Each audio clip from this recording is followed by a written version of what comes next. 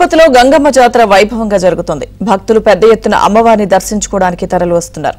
సంప్రదాయంగా వస్తున్న ఆచారాన్ని పాటిస్తూ పురుషులు అమ్మవారి వేషధారణలో వస్తూ మొక్కుబడులు చెల్లించుకుంటున్నారు.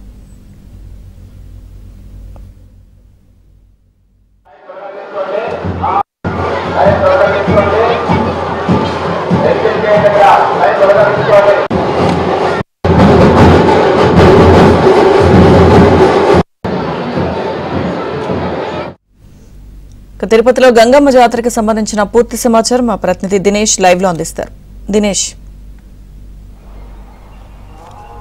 Thank you Lakshmi Durga. మొత్తం మీద తిరుపతి వాసులు కావచ్చు, తిరుపతి జిల్లాకు సంబంధించిన వాళ్ళు కావచ్చు, ఎప్పుడైనా సరే ఈ జాతర సందర్భంగా వచ్చి ఈ జాతరలో పార్టిసిపేట్ చేసి ఒక క్షణమైన అమ్మవారి దర్శనం చేసుకుంటారు. అయితే దాంతోపాటుగా కొన్ని మొక్కులు ఉంటారు. ప్రతి ఒక్కరు కూడా వాళ్ళ బాల్యం నుంచి కూడా అమ్మవారితో ఒక అనుబంధం ఉంటుంది. దీంతో వెయ్యి కళ్ళ దుత్త కొట్టడం కావచ్చు, లేదంటే వేద సాంప్రదాయం ప్రకారంగా కొన్ని పొంగళ్ళు పెట్టడం కావచ్చు, ఇవన్నీ కూడా ఇక్కడ ఆచరించేటువంటి పరిస్థితి. వెయ్యి కళ్ళ దుత్తలు మనం చూస్తున్నాం, భక్తులు తీసుకువెళ్ళేటువంటిది. ఇలాంటి ప్రత్యేకమైనటువంటి మొక్కులు ఇక్కడ ఉంటాయి. ఈ నేపథ్యంలో రేపు జాతర జరగబోతోంది. జాతరకు సంబంధించినటువంటి దీంట్లో పోలీసు వ్యవస్థ కావచ్చు, రెవెన్యూ కావచ్చు, అలాగే మున్సిపల్ కార్పొరేషన్ కావచ్చు పటిష్టమైనటువంటి చర్యలు తీసుకున్నటువంటి పరిస్థితి. మొదట పోలీసులు ఎలాంటి చర్యలు తీసుకున్నారు సార్ చెప్పండి, ఎలాంటి బందోబస్తు ఏర్పాట్లు చేశారు? సార్ నమస్కారం సార్, శ్రీనివాసులు ఈస్ట్ ఇన్స్పెక్టర్. దాదాపు 400 పోలీస్ పర్సనల్ అండ్ అధికారులతో అందరితో బందోబస్తు ఏర్పాటు చేశాం. గత 6 రోజుల నుంచి కూడా ఈ బందోబస్తులో ఉన్నాం. అయితే బందోబస్తులో భాగంగా ఈరోజు, రేపు, ఎల్లుండి ఈ 3 రోజులు మరింత ఎక్కువ మంది భక్తులు ఈ గంగమ్మ తల్లి దర్శనానికి రావడం జరుగుతుంది. దీనిలో భాగంగా ఇప్పుడున్న స్ట్రెంగ్త్ కంటే ఎక్కువగా పెంచి 400 మందితో, ఆఫీసర్లు అంటూ మెన్ను కలిపి 400 మందితో ఈ బందోబస్తుని ఏర్పాటు చేశాం. దీనిలో భాగంగా భక్తులందరికీ కూడా కావాల్సిన విధంగా త్వరగా దర్శనం అయ్యే విధంగా, మెయిన్ ఇక్కడ పొంగళ్ళు పెట్టడానికి, 2 దర్శనం చేసుకోవడానికి, 1 పొంగళ్ళు పెట్టి దర్శనం చేసుకోవడానికి రావడం జరుగుతుంది. భక్తులకి త్వరితగతిన దర్శనం చేసుకోవడానికి ఇన్సైడ్ ది టెంపుల్లో ఫోర్స్ని పెంచినాం.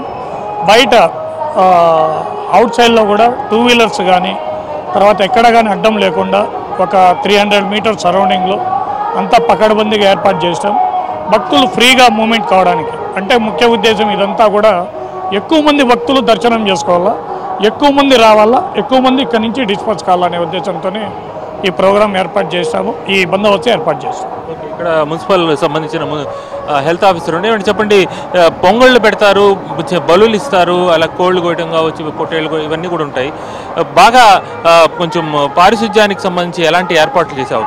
నగరపాలక సంస్థ కమిషనర్ గారి ఆదేశాల మేరకు 150 మందిని హైర్ చేసుకోవడం జరిగింది, ప్రైవేట్ కార్మికుల్ని. సో ఈ ప్రైవేట్ కార్మికులతో మనకి ఏదైతే 6 నుంచి 14 దాకా జాతర జరుగుతుందో, మనకు 6 నుంచి 11వ తేదీ దాకా మనం 2 షిఫ్ట్లు వేసి, మార్నింగ్ 6 నుంచి 2 దాకా ఒక షిఫ్ట్, 2 నుంచి 10 దాకా ఒక షిఫ్ట్ వేసి, గుడి ప్రాంగణంలో అండ్ గుడి చుట్టుపక్కల ప్రాంతాల్లో కూడా మనం శానిటేషన్ అండ్ ఇంటర్నల్గా కూడా గుడి లోపల కొంచెం నీట్గా చేసుకోవడానికి వీళ్ళందరూ అదనంగా తీసుకోవడం జరిగింది. వీళ్ళని మానిటర్ చేయడానికి శానిటేషన్ సెక్రటరీస్, ఇన్స్పెక్టర్స్, మేస్త్రీస్ని సపరేట్గా మనం డ్యూటీస్ వేయడం జరిగింది. ముఖ్యంగా మనకి ఏదైతే మన తుడా ఆఫీస్ రోడ్డు నుంచి మనకి ఇక్కడ పశువుల ఆసుపత్రి దాకా, అండ్ పశువుల ఆసుపత్రి దగ్గర నుంచి గ్రూప్ థియేటర్స్ రోడ్డు దాకా, అండ్ మనకి పాత మున్సిపల్ ఆఫీస్ దగ్గర నుంచి పిఎస్ఆర్ హోటల్ దాకా ఈ రోడ్లంతా కూడా పర్టికులర్గా సపరేట్గా స్టాఫ్ వేయడం జరిగింది. సో వీటితో పాటు కూడా మన వేషాలమ్మ గుడిలో కూడా అదనంగా 10 మంది స్టాఫ్ను మనం అవుట్సోర్సింగ్ వాళ్ళని చేసాము. దాంతోపాటు మన జీవకోణంలో ఉన్న గుడి, బస్ స్టాండ్ ప్రాంతంలో ఉన్న పెద్దగంగమ్మ గుడిలో కూడా సపరేట్ స్టాఫ్ను డెడికేటెడ్గా వేయడం జరిగింది. సో 12వ తేదీ మార్నింగ్ 6 గంటల నుంచి 14వ తేదీ మార్నింగ్ అమ్మవారి చంపనరికేదాకా ఎక్కువ భక్తులు ఉండే అవకాశం ఉంది. కాబట్టి కంటిన్యూస్గా 3 షిఫ్ట్లు పెట్టి ఈ 3 రోజులు మానిటర్ చేయడం జరుగుతోంది. దీంతోపాటు డిఎంఎన్హెచ్ఓ గారి కోఆర్డినేషన్తో మెడికల్ క్యాంపులు ఒక 4 దగ్గర అంబులెన్స్లతో పాటు ప్రొవైడ్ చేయడం జరిగింది. గుడి ప్రాంగణంలో కంట్రోల్ రూమ్ దగ్గర అండ్ గుడి చుట్టుపక్కల ఏదైతే భక్తులు ఎంట్రీ పాయింట్స్ ఉంటాయో ఈ ప్రాంతాలంతా కూడా మెడికల్ క్యాంప్స్ పెట్టి ఎమర్జెన్సీ కేసులు, అలాగే ఎండ తాకిడికి ఎక్కువ ఏదైనా హీట్ స్ట్రోక్ కేసెస్ కానీ, కళ్ళు తిరిగి పడిపోవడం, హైపోటెన్షన్ కేసెస్ లాంటి రిపోర్ట్ అవుతాయి. కాబట్టి సో దగ్గర నుండి మెడికల్ ఆఫీసర్తో కూడా బృందంతో మనం చూసుకోవడం జరుగుతుంది. ఆలయ ప్రాంతంలో కూడా ఎన్ని అంబులెన్స్లు సో 4 అంబులెన్స్లు పెట్టడం జరిగింది.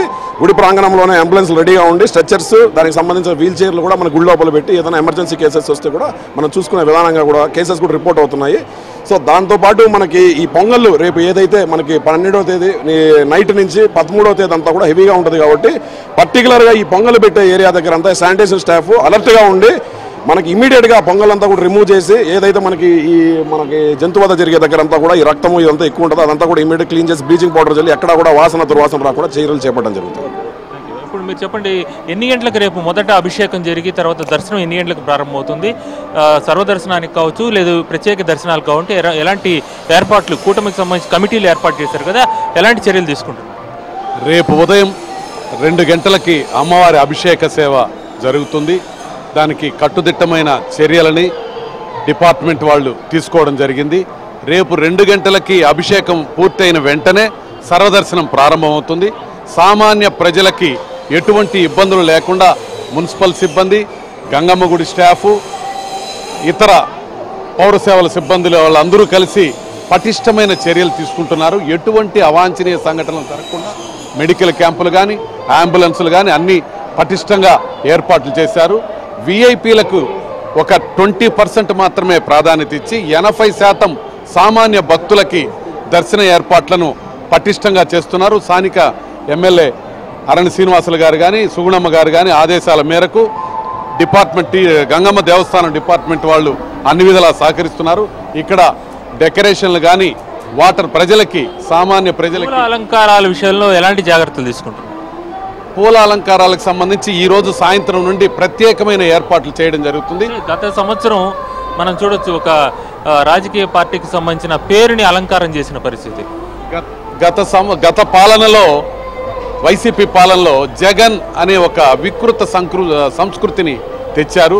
అది పద్ధతి కాదు. ఇక్కడ సాంప్రదాయబద్ధంగా తల్లి కృపకు పాత్రులయ్యే విధంగా డెకరేషన్లు చేయాలి కానీ వాళ్ళు చేసినట్టు మేము ఏ చిన్న పొరపాటు చేయం. సాంప్రదాయబద్ధంగా మన సంస్కృతి ఉట్టిపడేలాగా పూల అలంకరణలు చేసి ప్రజలకు మంచి సేవలు అందించేదానికి మేము కంకణబద్దులై పనిచేస్తున్నాం. ఆ దిశగా కూటమి నాయకులు, పెద్ద నాయకులు అందరూ సహకరిస్తున్నారు. దానికి ప్రజలందరూ కూడా సంయమనంతో సహకరించాలని కోరుతున్నాం. అది మొత్తంగా మనం చూస్తున్నాము. రేపటి జాతర కోసం 1000 కళ్ళతో భక్తులందరూ ఎదురు చూస్తున్నారు. అమ్మవారికి ప్రత్యేక అలంకారం, రేపు వజ్ర కిరీటం కావచ్చు, అన్ని అలంకారాలు కూడా ప్రత్యేకంగా ఉంటుంది. కాబట్టి భక్తులు ఎన్ని వేల మంది వచ్చినా కూడా ఎలాంటి ఇబ్బందులు కలగకుండా సజావుగా అన్ని కూడా ఏర్పాట్లు పూర్తవుతున్నాయి.